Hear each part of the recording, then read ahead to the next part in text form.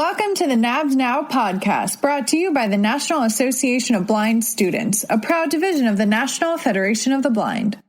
Hey everyone, thanks for tuning into the NABS Now podcast. I'm your host, Nina, and today we're going to be talking about legislation and how you can enact change as a student. While we all have a lot going on in our lives between working and academics and other things that we are a part of, legislation is very important, even though it can seem daunting as a student.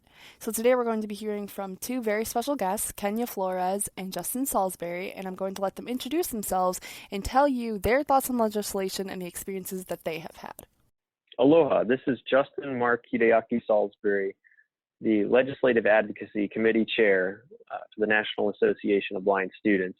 I am in Honolulu, Hawaii, and I am between a master's degree in teaching the blind from Louisiana Tech University. I'm a cane travel instructor, and my PhD. I want to get my PhD in education and learn more, study more, and help prepare future generations of educators. So that's my big dream, and that's why I'm still a student, still active in the student space. So in a few moments, our students are going to get to hear an interview that you conducted with the Lieutenant Governor of Hawaii. And I was wondering if you'd be able to give them a little bit of background as to the story behind that interview. Absolutely. So Lieutenant Governor Josh Green is a good friend of mine and has been for years, since before he was Lieutenant Governor. He is a really cool guy because he really takes the time to listen and understand and learn about disability rights and what matters to us. And a lot of times when we as blind people, we hear, oh, you got to go talk to this legislator who is an expert on healthcare. We think, oh, that's the death of whatever we need, because then they want to medicalize our blindness. Well, he didn't do that. He actually took the time to listen to us and to learn, and it was really great. And then we developed a great friendship, and he started learning about other things that we needed and started helping us, and it was great. And so I worked very actively, very hard on his campaign to make sure that we could put him in the position of Lieutenant Governor. And so he actually was really generous and gave some time during the height of the campaign to sit down with me over lunch at his condo, and we were able to do some recording. We were able to talk about some of these concepts to help teach blind students, to help educate a future generation of advocates and activists, and he wants to support that, so that was really great. All right, welcome to a podcast on legislation with the National Association of Blind Students and, of course, the National Federation of the Blind. My name is Justin Salisbury. I'm the president of the Hawaii Association of Blind Students and an active member of the National Federation of the Blind affiliate here in Hawaii. I'm here with a friend of mine, Senator Josh Green, also known as an emergency room medical doctor and a medical director here in Hawaii. He wears a lot of hats, but he knows a lot about legislation and how the state government and federal government works. So I've invited him to join us here on this podcast today. You want to say hi? Hi, I so appreciate being a part of this, Justin. It's my pleasure to share my experience. Awesome. So what I'd like to do is, because Josh has done a lot of work with us. Is it all right if I call you that on the podcast? Okay, great. So he's done a lot of work with us in the Federation over the past year or so, and I wanted to just kind of tell some stories about how we've worked together, and I'll give some definitions in order to make it palatable for people. So a committee is basically a subset of a given body of anything really, but with regard to a legislature, it's a smaller group of senators or representatives that deals with a certain topic or issue or content area. And then a subcommittee, which we don't have any of those in Hawaii, but at the federal level, and maybe in some states, you can have a smaller version of that focuses in an even more narrow way. And then anything a subcommittee decides gets referred back to a committee and then back to its whole body before something goes on. Now, when I met Josh, it was across a hearing room table because he was chair of a committee called the Senate Committee on Human Services here in Hawaii. So anything you want to add with your experience on what the committees do? Well, the committees are responsible to take up the legislation, and so the committee chairs are ultimately responsible to look at all the bills that have been have been referred to them, that have been submitted by colleagues, by other legislators, they get sifted out and referred to the proper subject material committee. So a health bill goes to the health committee, a human services bill goes to the human services committee, and so on, often many committees. And then once that process has been completed, it's really up to the chairpeople, the chairman or chairwoman, to decide whether there's going to be a hearing. So in Hawaii, at least, the chairs have a lot of latitude to decide what does or doesn't go forward for a hearing. And of course, if we want to pass laws, we got to get them through the whole hearing process in first the Senate, and then the House, and then work things out. So you rely on your chairs in general. Hopefully they have some expertise in the area to work with people, work with organizations, and begin the process of passing a bill. Excellent, thank you. So it's a good segue into the whole concept of a hearing, which of course is how we met. So, when a bill needs to get discussed, or maybe there's an investigation going on or some kind of briefing, it can be called to what we call a hearing, where then the chair of the committee is usually the one running the show and actually calling people up so that they can testify and speak on it. There's usually written testimony submitted ahead of time. And of course, the opportunity where we met, there was somebody pushing a bill that was actually going to hurt disability rights. A bunch of people with an agency that profits off of selling an image of blind people as helpless was trying to ask for something that was really going to hurt us. And so we went into that hearing and we spoke up and we testified against it. And a lot of people, including Senator Green, took the time to listen to what we were saying. And then he came out after the hearing to talk with us and said, hey, I totally get where you guys are coming from. I'm going to kill this thing for you. But also in the future, come tell me what you do need. So with that, I want to give you another chance, Josh, if you want to offer anything about what hearings are like and maybe how they go. Sure. So once a bill gets in front of a chair, then it's all bets are off, kind of. You just don't know exactly what might happen. Testimony begins to come in both for and against a bill. In my case, I tend to hear a lot of legislation so that I can learn about issues and vet what's good or bad on a subject. The example that you remind us of was a bill about whether or not individuals who are blind should or shouldn't be given access to handicap parking and access to use that those facilities. A very compelling case was made in your case by you and some others and many others that we wanted to fight to strengthen people's resolve who are blind, to empower them, that we didn't want to disempower a large group of people.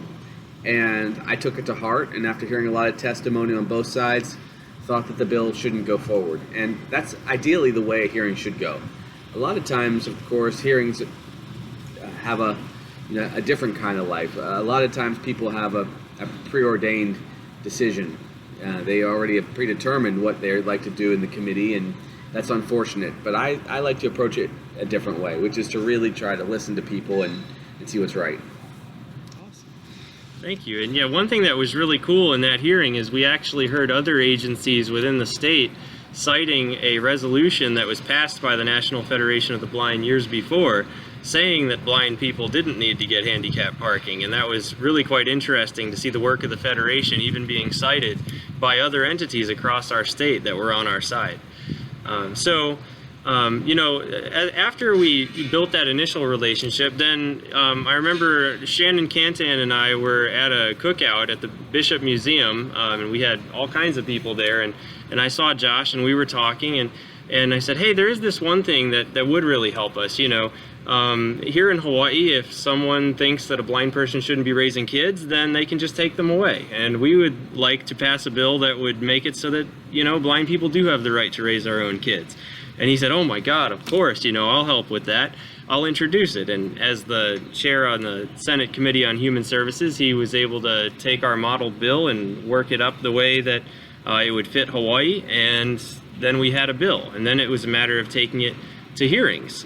So of course, actually while we were at Washington Seminar, Shannon and I both were, and a number of us were at Washington Seminar, we were still able to put together a hearing because we knew we could trust that Josh as committee chair would do his part, and the Federationists who stayed behind were ready to go and testified well. So we had a hearing, we passed the bill through without doing anything to change it. So in other words, we'd say no markup. But sometimes a bill maybe needs some editing or some markup where people are making adjustments, making some edits, some changes.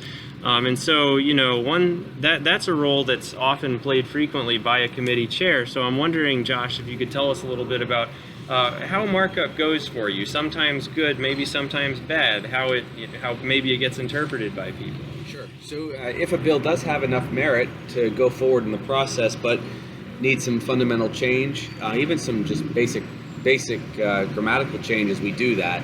But if it needs fundamental changes, we work with the bill writing agencies, usually the Senate Majority Office or the Legislative Writing Bureau. We take recommendations from people's testimony, and we try to incorporate them in the bill to go on to the next committee.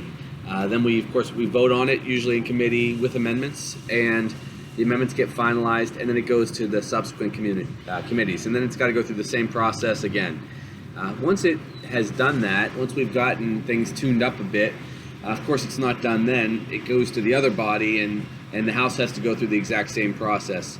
Ideally, in the conference committee, if both House and Senate pass it, the language matches up very cleanly, and we can simply get a bill over to the governor. If it doesn't, it has to go through final amendments or markups like you described, and that can be a contentious process. So there's a lot that goes into it, but really it's just like editing a school paper or a document that one might do in their job. It just has to be voted on afterwards. Great. Yeah, so that brings up another closely related topic that is also on our agenda here to talk about, and that's conference committee. Now, one thing that we've talked about a lot here in Hawaii is a bill that died in conference committee. That was our bill to end subminimum wages.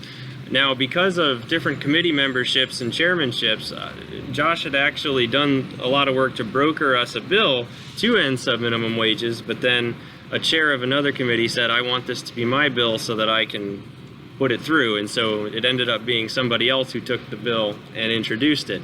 But eventually, there were different forms of markup and different versions that got passed by different committees and by each chamber. So then we got to what's called conference committee, where you have representatives from each chamber, some people from the House and some people from the Senate, who are appointed to iron out those differences. And so then at the end of this process of negotiating and everything, there's a bill that comes out that's the big final one that gets voted on by both chambers. So I'm curious, in your experience, Josh, what's it like to be on a conference committee? Well, conference committee is an interesting beast. It's good to be on a conference committee if you're the lead chair, because if you're the lead chair, you're responsible for most of the decisions and all of the edits and amendments. You still need to have your chairs on board with you, but the way we do it is any committee that saw or heard the bill, that chair ends up on the conference committee. Usually that's at least 3 people. And then we'll usually put another couple on that have been interested in the bill. Maybe they were the sponsor of the bill, or someone from the minority party when we had someone. We don't have any Republicans in the Hawaii State Senate, so we don't have that issue right now. But usually we keep an odd number so a vote can be handled. And if you're not the chair of the conference committee, you really have a very quiet, relaxed role. It'd probably be better to have more input, and I'm sure every state does things differently, but in Hawaii at least, the chairs of the conference committee pretty much determine its fate. And then you just have to hope that the chair of the House and the chair of the Senate are able to work together, because if they're not, a bill's fate could be quite unfortunate. Excellent.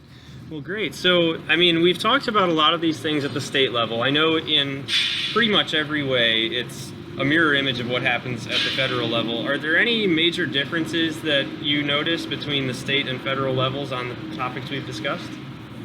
Well, the state and the federal levels have some fundamental differences and some similarities. We both have bicameral legislatures, meaning House and Senate, so we have to go through the same kind of process. Of course, we both have an executive branch to navigate, again, a process that you have to understand is right there for you. We don't see a lot of vetoes in the state of Hawaii. There are a few occasionally, but at the federal level, a lot more of that. because there's a lot more partisanship. We do have a small state with a much smaller budget, so we have to be mindful of what programs we can afford. But there are other, all the other similarities exist. You have to go through the whole process. We don't have subcommittees, as you mentioned. Subcommittees is just a way for them to describe multiple committees. We have a lot of committees. Used to be that health and human services were together, for instance, and the human services side was often managed by another vice chair or looked into it. You could have looked at that as a subcommittee. Now we have a full committee for human services. So really, the principles are the same. There's just a little bit of nuance here and there. Excellent. Well, thank you so much for taking the time to be on this podcast with us here. Did you have anything more that you wanted to offer or say in closing? Well, I just think that you guys should be very proud of the effort that you put into the process. I've seen an incredible amount of well-informed testimony coming from your organization, thoughtful people, passionate people. You do a very good job of making it a human question with very humanizing stories. As a legislator, I can tell you, if people can bring some emotion to the table and tell real stories, real human life impacts of what legislation would mean or make, that makes a big difference. And just being intelligent and well-informed and ready for hearings also goes a long way. So I commend you guys, you in particular, Justin. You've been exceptional in my opinion. And having a team of people that are ready to come and contribute is also very valuable. You never want to be alone. You want to be able to fortify your position with a few other testifiers and be ready on your feet, because curveballs come all the time, as we've seen, even from people we would think would be our allies, like a Department of Labor person or someone from the Attorney General's office. So always come better informed than they can possibly be ready for their questions or their curveballs, and you will often prevail. It takes a little time. Always be ready for 2, 3, 4 years at least to pass a piece of legislation. Never consider it a failure if it's not done in the first year. But you can succeed if you're as accomplished as your group has been. Thanks so much. I really appreciate it. And as we say in Hawaii, mahalo and aloha. That was a great informative interview with Lieutenant Governor Josh Green. Thank you so much, Justin, for all of your contributions. And now we're going to talk to Kenya Flores, who is the second vice president of NABS and who also has a great bit of experience in legislation and advocating.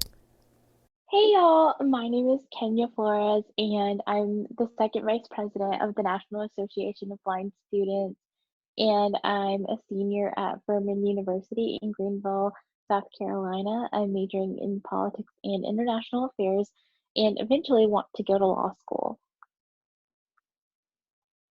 We're so excited to have you with us today, Kenya. The first question I want to ask you is, what type of advocating have you been involved in as a student? I'd say that most of my advocacy efforts have been with the NFB. I attended my first Washington seminar when I was 17 and a senior in high school. And honestly, I'd say that it's probably one of the most impactful experiences that I've had thus far. I think it's hard to really know at that point in your life sort of what you're going to do and what direction you're headed in, with so many pressures from everybody around you and like the college application process and everything like that. And I think for me, it was just kind of one of those moments where it hit me that this was bigger than myself, and I was one person out of 500 Federationists, but we were all advocating together for legislative priorities and really communicating to members of Congress what we do and don't need. And since then, I've continued to stay involved and go to Washington seminar and advocate. But it has also prompted me to get more involved with politics in general. On my university's campus, I help with an initiative called Din to Vote, which encourages students to vote. I'm not sure if many of y'all know this, but unfortunately, people in the age range of 18 to 26 are least likely to vote, which is really sad because like research shows that you're more likely to continue voting if you form a habit of it early. And so I really, like, no matter what side of the aisle you're on, I really encourage everybody to register to vote. If you need help or don't know where to turn, please reach out. I'd be more than happy to help you do that, because it's so important. These members represent you and your interests, and I know it's hard to say, like, oh, I'm really unsatisfied with this policy. And one of my first questions to people is, do you vote? Because if you don't, I mean, that makes it a little bit harder for you to argue that your interests aren't being represented. So I just want to elaborate. You said that it's really important for students to register to vote. Similarly, why do you think it's important for our students, especially our blind students, to get involved with advocating for legislation? That's such a good question. So I would say that we are in a very unique position because not only are we still in school, but we're also just kind of entering the working world and are sort of really experiencing a lot firsthand. But there are things that members of Congress and even people on the state and local level don't understand. Excuse me. And that's something that we can all kind of help explain. But I think that there are certain experiences that people wouldn't know about just from listening to others relay an experience. So by that, I mean that if you're in a class that has inaccessible materials, you couldn't really expect someone who's never been to college to talk about these things. Um, I took a political analysis class in my sophomore year as part of my major, and we had to use an inaccessible software. Um, but unless I've experienced that, like, no one else would know. And so there's nobody else better to communicate our needs than ourselves. And one more question for you, Kenya. What advice would you give to a student if they're super hesitant to get involved in advocating for legislation? Because it does seem kind of scary when you're first starting out, and I know I felt that way. And what would you say to those students about getting involved? That's such a good question. I wish that I would have paused and considered this before I sort of got started.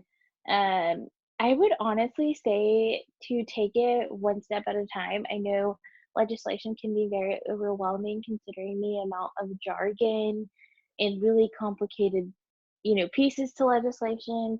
But I would just say read it again, read it again.